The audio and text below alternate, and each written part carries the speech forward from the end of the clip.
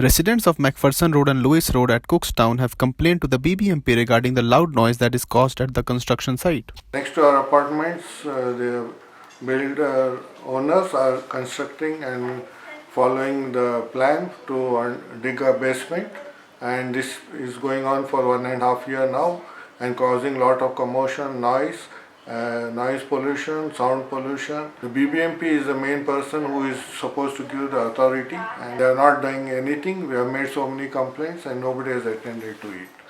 The Karnataka State Pollution Control Board inspected the site and observed that the noise levels exceed the permissible levels.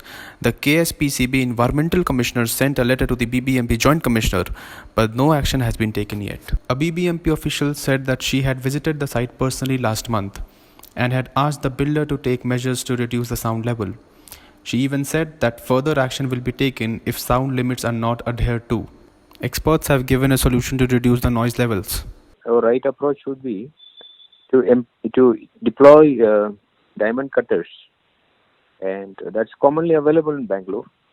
Yes, sir, it's more expensive than jackhammer, which they probably are using for drilling and breaking the stones. Use of a diamond cutter, the noise level will be far lesser.